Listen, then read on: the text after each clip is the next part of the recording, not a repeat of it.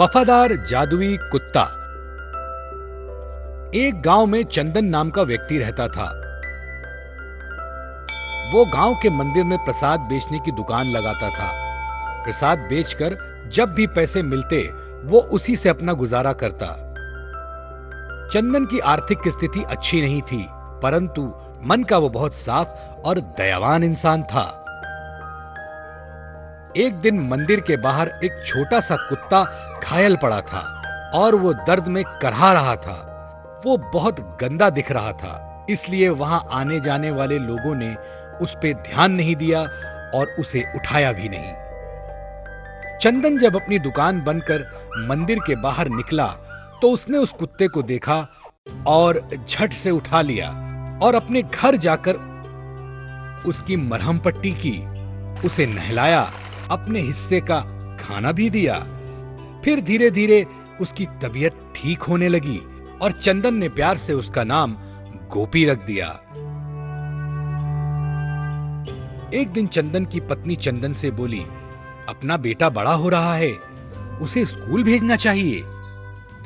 चंदन, अभी हमारे पास इतने पैसे नहीं हैं, अगले साल से जरूर स्कूल भेजेंगे, जब तक मैं फीस के पैसे इकट्ठा कर लूंगा। और अपनी निर्धनता को लेकर दोनों पति पत्नी उदास हो गए। फिर जब चंदन गोपी को खाना देने लगा तो गोपी ने रोटी खाई और चंदन को एक सोने का सिक्का दिया और कहा, ये आप रख लें, अपने बेटे की स्कूल की फीस दें। सिक्का पाकर चंदन बहुत खुश हुआ। अगले दिन ही अपने बेटे को स्कूल भेज दिया। अब ऐसे ही गोपी हमेशा खाना खाता और एक सोने का सिक्का देता, जिससे चंदन धीरे धीरे धनवान होता गया। अब उसकी दुकान की बिक्री भी बढ़ गई, वो अच्छे कपड़े पहनने लगा। और ये बात उसके पड़ोसी रमा और धना को अच्छी नहीं लगी और वो कहने लगे, रमा, आजकल चंदन बड़ा सज धज कर रहता है, दुकान भी देखो कितनी बड़ी है।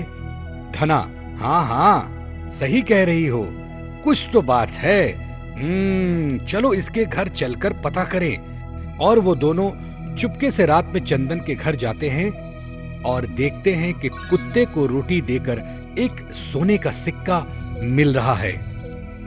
ये देख रमा बोला, ओ तो ये बात है, चंदन इस कुत्ते की वजह से धनवान हुआ है। धना, चलो चलो इस कुत्ते को यहां से ले चलते हैं। इसके बाद दोनों गोपी के पास गए और बोले, अरे ओ गोपी, तुम कितने दुबले हो गए हो, ये लो हम तुम्हारे लिए लड्डू लाए हैं, तुम यहाँ पर हमेशा बचा कुचा खाते हो, ये देखो कितनी सूखी रोटी है, हमारे साथ चलो, हम तुम्हें रोज स्वादिष्ट लड्डू और रोटी देंगे और नए नए पकवान खिलाएंगे।